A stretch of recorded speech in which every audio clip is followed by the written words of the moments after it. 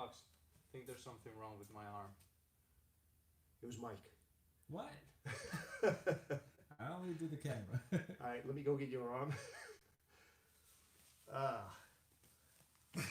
Yeah, it's good we're finishing up, guys. 2 more after this one. So, we got a couple of questions I'm going to go over today. So, my take on passing the shin guard, aka sit-up guard. Somebody asked that yesterday's episode. There is an episode on passing sit-up guard. So if you want to look at it first, and then you can give us your questions if there's any clarifications that's needed.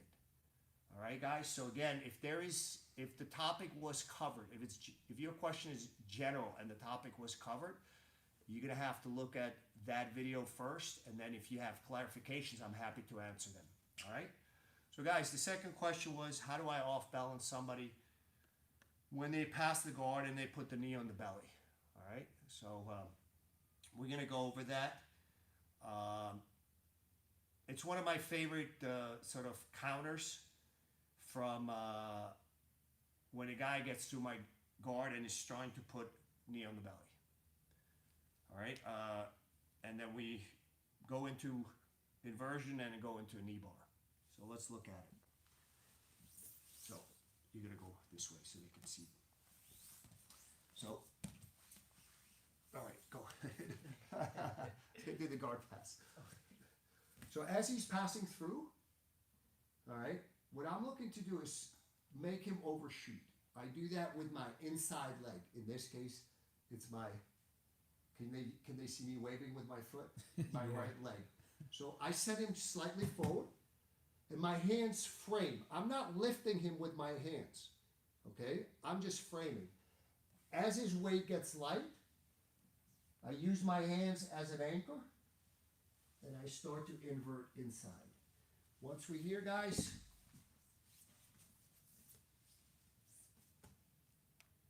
Tap.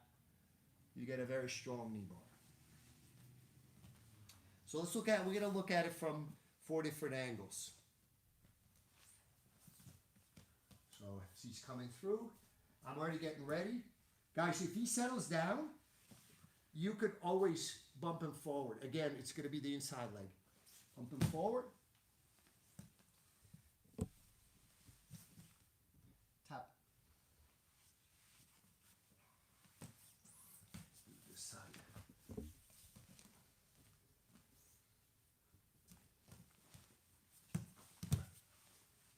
Tap.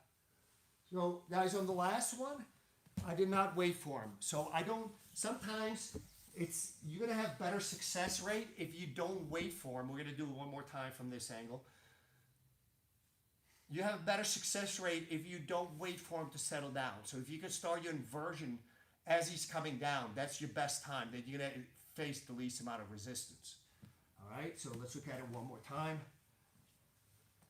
So again, if he settles down, I'm going to bump him forward with my right leg. But it's better to just, before he brings his knee down, that's your best time, tap, to go into the inversion. All right? Do we have any questions on this?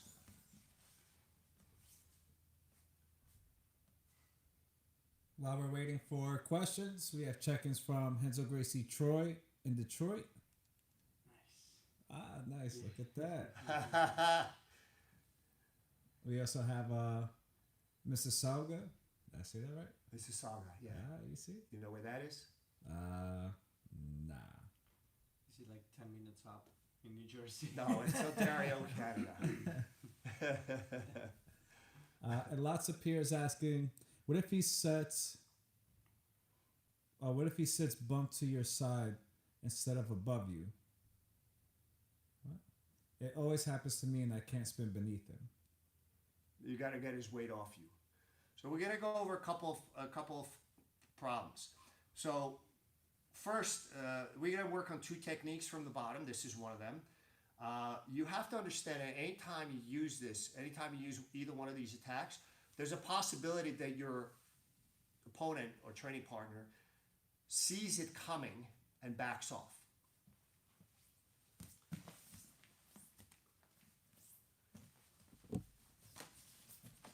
That's okay, guys. We're back in, now he's back in guard.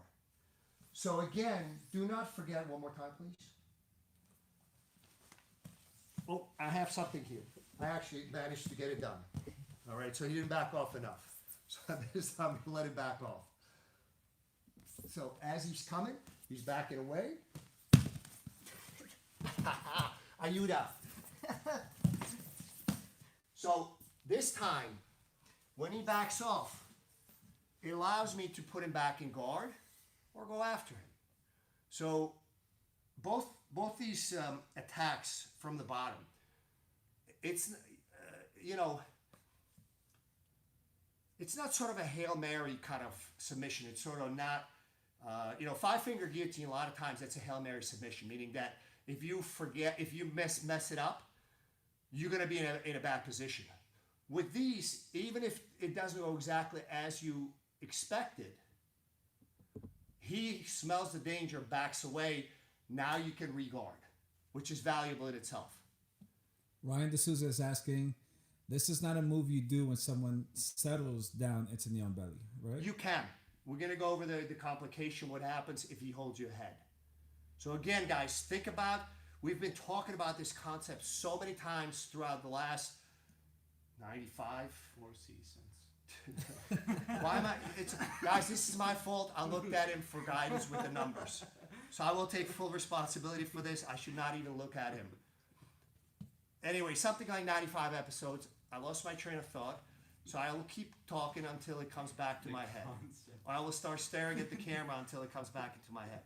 So it's a concept we talked about so many times that the earlier you act in the transition, the better chance you have of making something good happen, both defensively as well as offensively. So let's look at it at work. Let's look at that concept at work here, okay? So real slow. So if I'm inverting here, I really have a good chance of getting the knee bar, okay? Now, because I acted early. Now, the next step is where he actually drops down but does not control my head yet. In this case, I can bump him forward and still have a good chance of winding up with a knee bar. All right? Now, the third line is, and again, guys, this is that extra split second where he settles down. I'm bumping it, but he's controlling my head. If I can clear the head control, I can still go back into this, okay? But if the head control is very strong, so now it's not going to work. In this case, guys, what Enrique is doing is if the guy is aware of this, he will keep very light weight on that knee. So he's going to put more weight in his arm, less weight in the knee. So if he has no weight in the knee, I can sort of, oh, did I already give out the second one? So there's other things you could do with this, but again, try to, when you play with this, you need to drill this in a way that allows you to respond automatically as soon as the situation is, you realize what he's doing, start acting immediately, you'll have a lot better success rate, a lot less fight on your hands.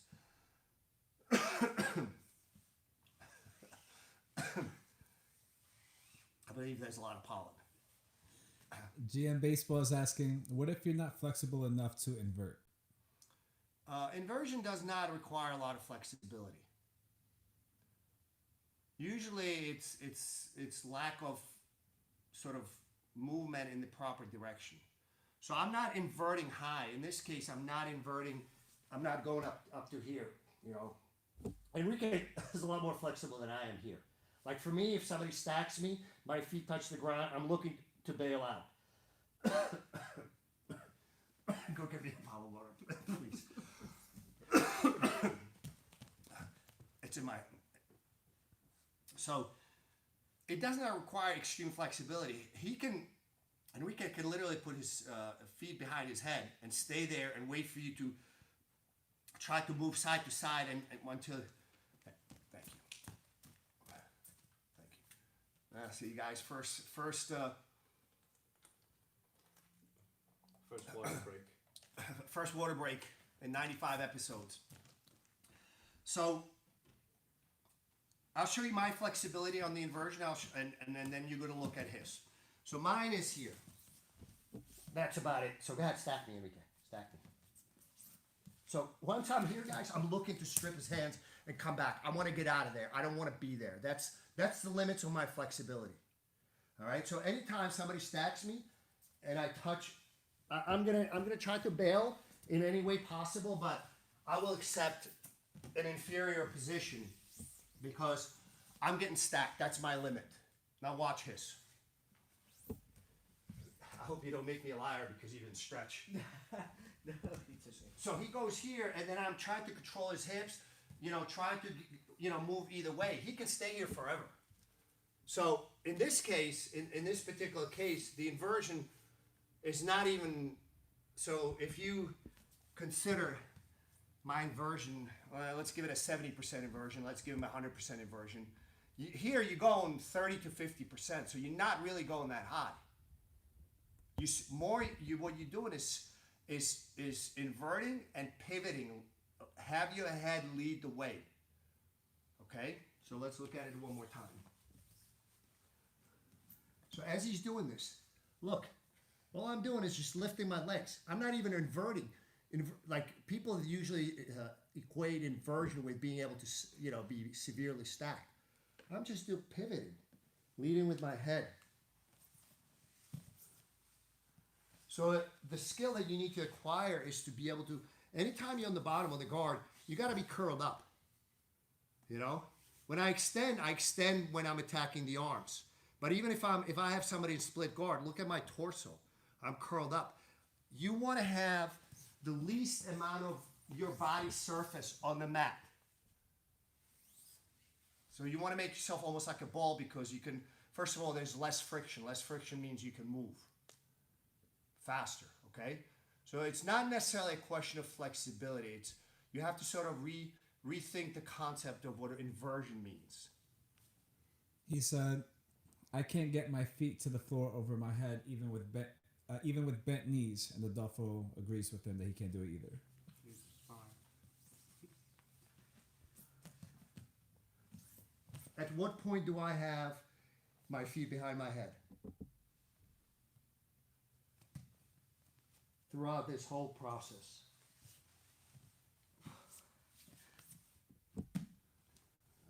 Tap. Guys, at what point did I have my feet behind my head throughout that whole sequence? 3 times? No, 0.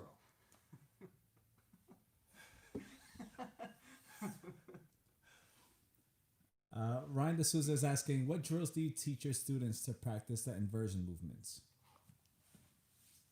So what you're going to try, you try to shrimp, and then you try to, so look, I'm not putting my head behind my feet behind my head. I'm just putting them on the side. I try to rest on my shoulders. Okay? Now, once you get better at it, you're going to start to look.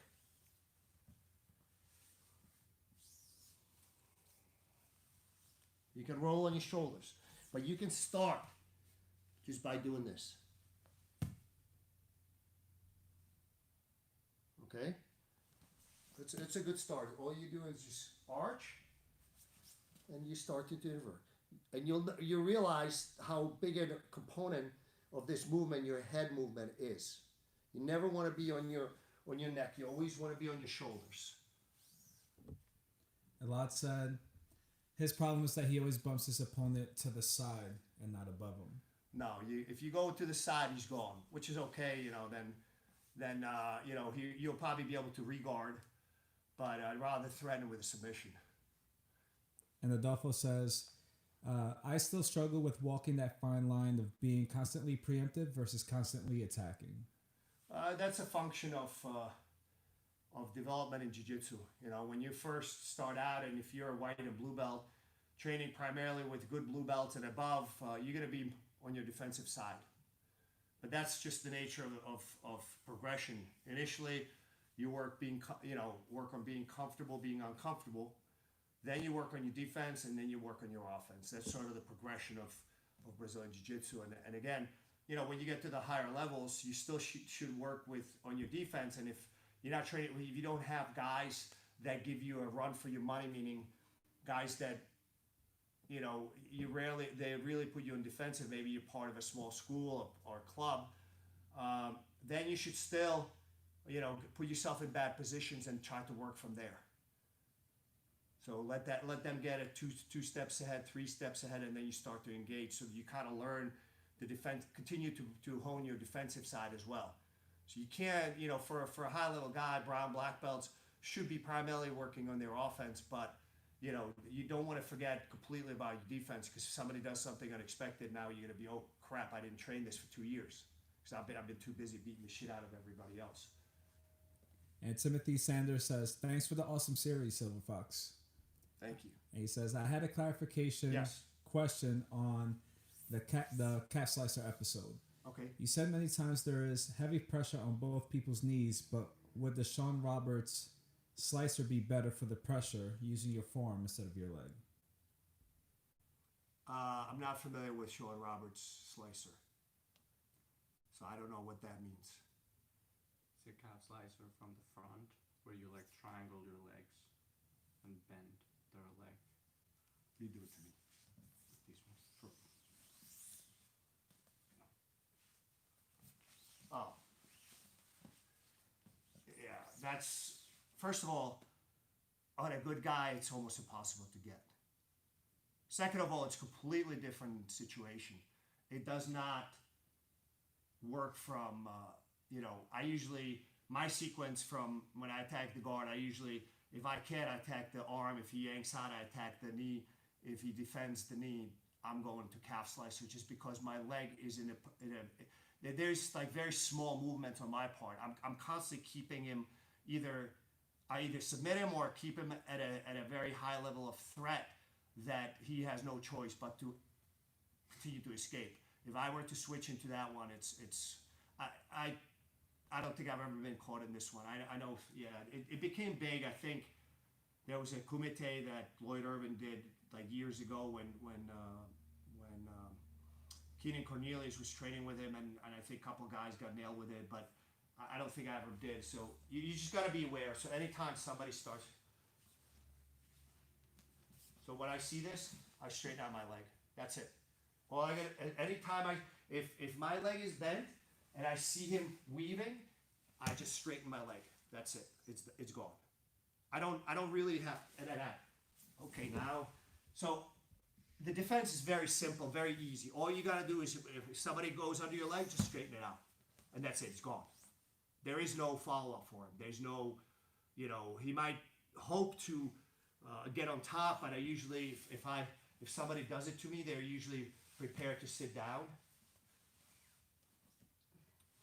I'm gonna let him tighten it up a little bit more. So I straighten out my leg, and then that's it. It's gone. So I'm not a big fan of that one. It's hard to pull off. I think it's not impossible. You're gonna, you know, someday you're gonna see that in UFC, and you're gonna see Joe Rogan going, whoa, because it never happens. It's a fluky submission to me. It's not a submission that you see consistently at high levels. So it doesn't mean that it's not gonna work, but it also means that I think I usually, the things that I keep in my arsenal are things that work consistently against high level guys, and also that I can follow up with other things leading to something better for me. If I fail with that submission, I improve my position or so forth. And he says, thank you for the explanation. I really appreciate it. No problem. And Stefan, that's what we're here for. And Stefan Vraby says, episode 19 introduced me to this bump escape to knee on belly. I've been waiting for these clarifications since. Thank you. Okay, perfect. 19. I think that was a That brings bad memories for Enrique. Or no memories. Yeah, that was a guillotine episode. Oh, was? You're not putting me to sleep with a knee bar. Yeah, I don't know. It's like episode 2 now. Everybody's going to be referring to episode 19. I want to go back to, was it Ilat's question about before, like it's probably 5 minutes ago, something about we couldn't figure out what he was pushing to the side instead of above him.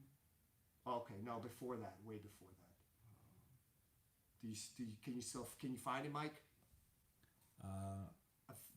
We kind of got past it without actually answering because we couldn't figure out what the setup was. Let me scroll through.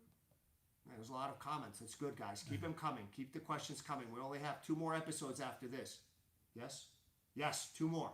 That's it. Tomorrow and Saturday. That's it. Well, at least for the antivirus edition.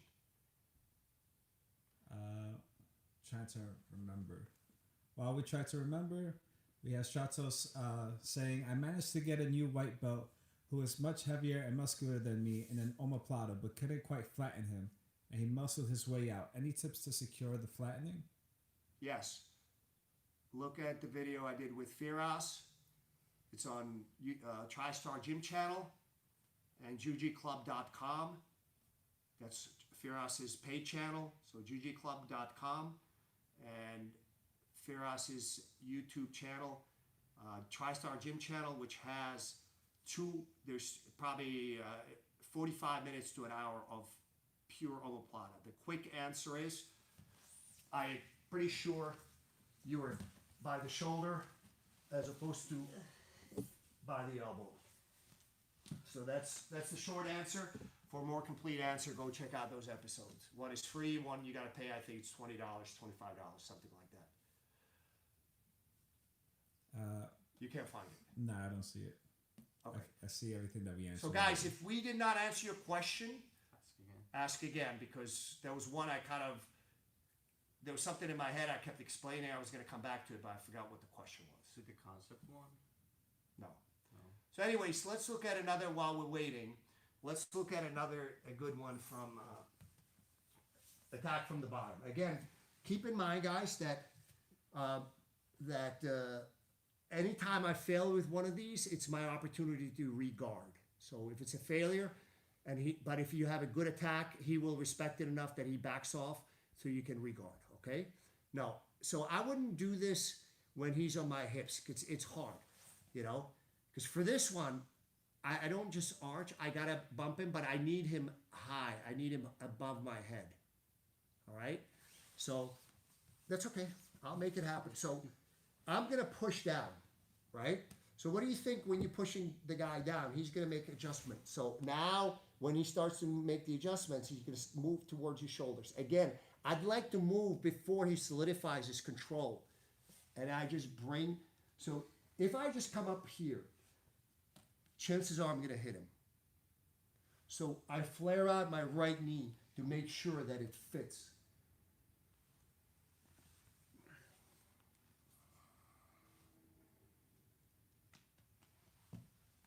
All right.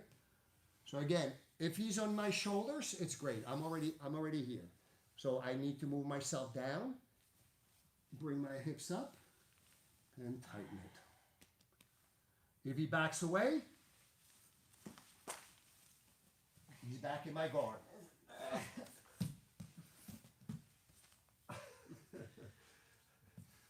So anytime you have an attack from the bottom, all right, I wouldn't necessarily don't bait people, hey, pass my guard. No.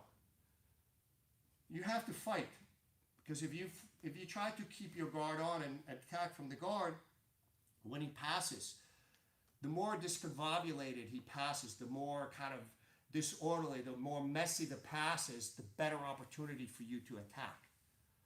All right, so don't just lay down, hey, pass the mic. Hey, come on. All right, I'm looking for them to have sort of like fight through your guard so much that by the time they get through, there's an opening for you to execute either one of these moves.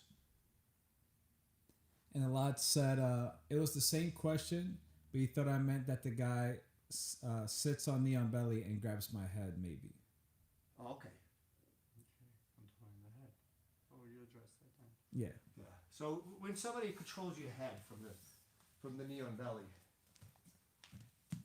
so if I think I can slip it, I will try to, But if it's strong, I'm gonna hip out.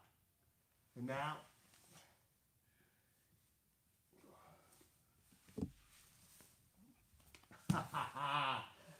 Yeah. I have a few tricks in my game, guys. A lot. Magic tricks? No magic. Jiu-jitsu tricks. And I'm logged in says, what is your follow-up if he clears the left knee for the from the arm bar? Although he meant the right knee. If I push it down.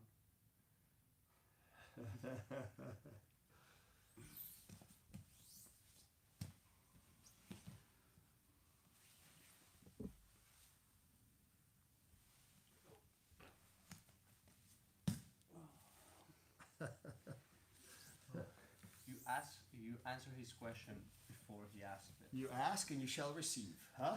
But you answered it before he I know. asked it. I want to answer it twice. Because it's a good move. And Adolfo is asking, Fox, what is your follow-up when you got a guy in split guard with an Urigatami grip and he slips back and out of it? That's a problem. That was a bad setup. Yeah. Get better at jiu-jitsu. That's the follow-up. No, it's yeah. That's the question is, does he rip out? If he rips out like this, then maybe go after him. But if he has to put some effort. If he rips out without effort, then that was a bad grip.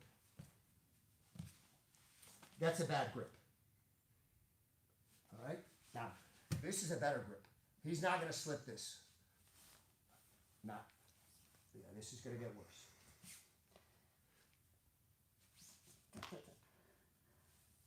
So, anytime you attack, you have to attack with enough technique and enough timing to make him defend it properly. If people just go like this, that's bad technique. Just bad technique. You have to get better at it. It doesn't mean I'm not judging you that you're bad or that you suck. I'm just saying that was bad technique in that particular instance. So you have to get better at that technique. You have to get a better grip with your head. You have to get a better grip with your arms, meaning you have to sit up tighter. And you have to, as soon as you get that grip, you have to start to migrate perpendicular to him. So if you don't have those elements, he can just go like this.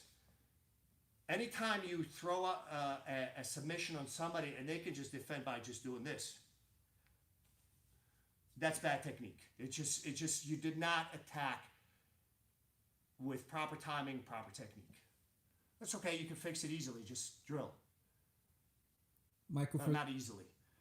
Not easily. It's fixable, but it's not going to be easy. You have to drill. And Michael Fazee is asking, having trouble getting people into split guard on stronger people. Once they're there, I have been able to hit arm locks and other attacks. Any help? Yeah. So if, is it from closed guard or from already open guard? Waiting for him to say. So we're just going to pummel in the meantime.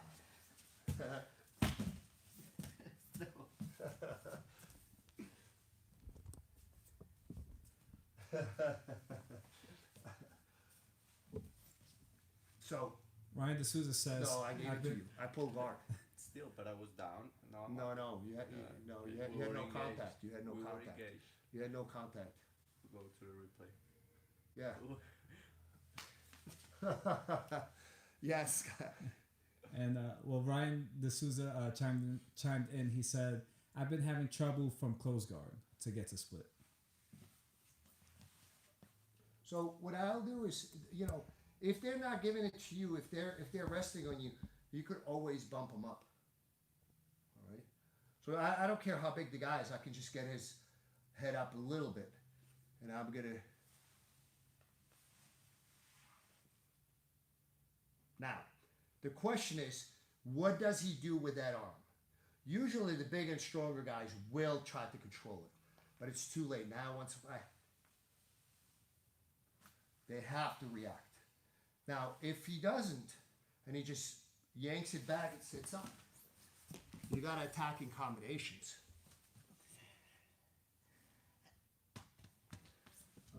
So anytime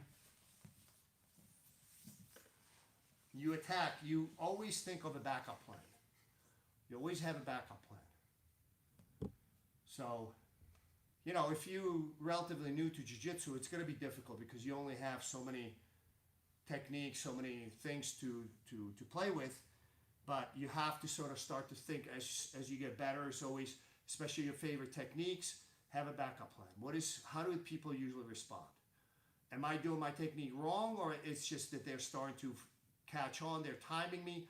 There's usually something else they're giving you that you can hit them with. Usually if the guy starts to, once I set it up, if he yanks that arm back, I don't have split guard, but he has to pull, because it's not easy. He can't just pull it back because my leg is behind it. So he has to kind of make a bigger move. That's the split second when you should hit them with a hip heist. And for Mike, it was the same position from close guard. Okay. And Ryan D'Souza is asking, so stripping out a bit is the key to get the foot on the hip? Yes.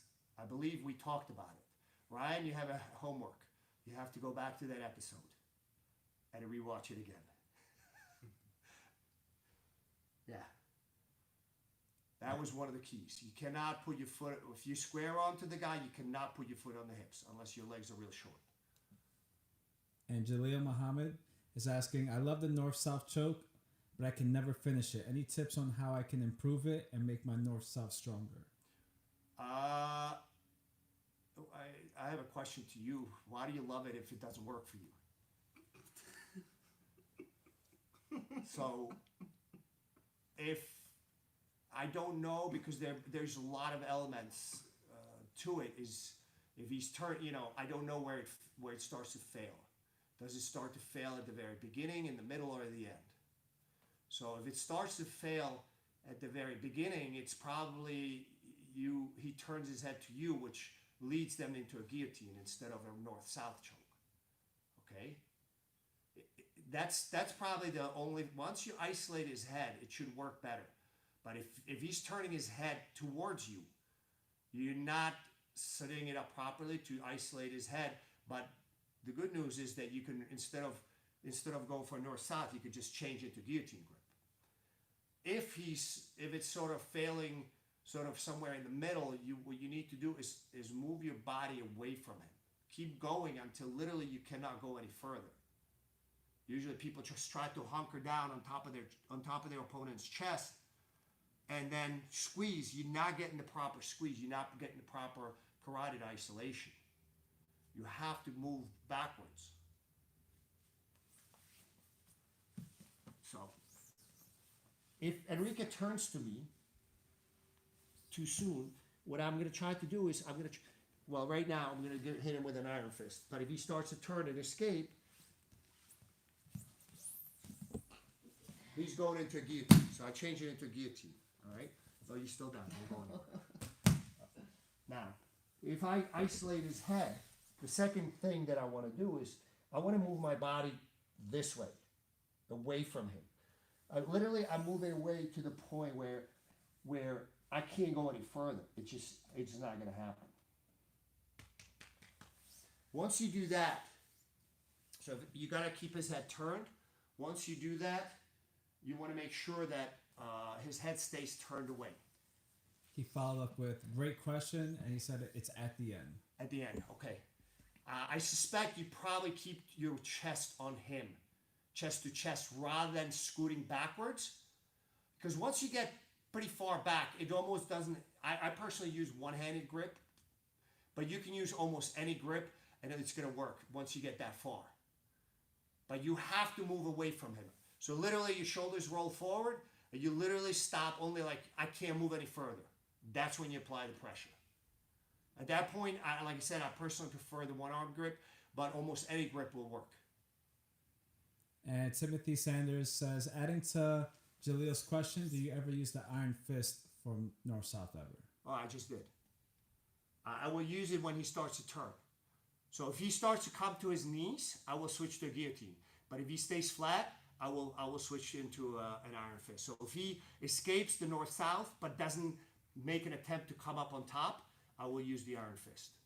And last thing, everybody's saying thank you, and GM Baseball says, thank you, Fox, for this. I wonder if you would have done it every day knowing it would have lasted this long, but I'm really glad you did. Thank you, Enrique and Mike, and the tribe became part of my BJJ journey. Mike told me that I guess you guys all call yourselves the antivirus tribe. That's nice. I like that. Yeah. So we got, guys, this brings me, and I will answer your question. I will actually let Mike and Enrique answer that question. But this brings me to a good thing. Guys, you have created, oh, not you, we. And I don't mean us three. I mean we all, whether you watch 10 episodes or 90 episodes, we have created something very special, guys. You know, like I said, people start to refer to it as an antivirus tribe. Guys, do you understand how special it is? This is, you know, I posted something on Facebook today. Guys, a school is not a location. A school, an academy, a tribe is more about the atmosphere, the students, and the instructors. Could be anywhere. So we've created something special, and I'd like to reach more people with this, because I think sort of the way, and I think the people that have stayed with this for a long time, this is a good fit. This is a good mental fit. I've said this from the very beginning. You should watch. If you like this, if this is some things that you could add to your repertoire, watch us. If this is exactly right up your alley, and this is my teaching style and the techniques that I'm telling you, you know, that's a very good fit. You should watch this. But if you're a goon and you don't want to listen, and you want to do something else, or you have specific questions that are not necessarily my specialty, I will teach this to my students because I want them to have a broad game. But there's other people online that you can watch that are experts in this particular technique. So if you are, into sort of the way my school, my academy is run, the way we teach, the way we interact with people, and the way we like jiu-jitsu, we have fun with it, guys. If you're miserable, you got to change your attitude, or change what you're doing, or change something. Because you cannot be long-term miserable. You will not last long. You have to enjoy this. So that brings me a long-winded ways to, guys, subscribe to the channel, like it. I don't know if there's a like thing on YouTube. There is. Apparently Mike wrote me a sign that says, click the bell to get notified. I don't know which bell to click, but please click it. Yeah, there's a turn on notifications option. Oh yeah, apparently you get notified when we're posting a new video. But I'm going to let Mike and Enrique answer the question. If I would have done this had I known there was going to be 99 episodes. What did I tell you guys at the beginning? That it will be like 3 months. Yeah. So when we start to bang heads, all three of us, after filming, we train. And we go pretty hard. I say, guys, we cannot break. Because this may last a while. I honestly expected it to be 2 months, 2.5 months. I figured we're going to go to 60, 75. But I was prepared to go longer. So I hope that answers your question.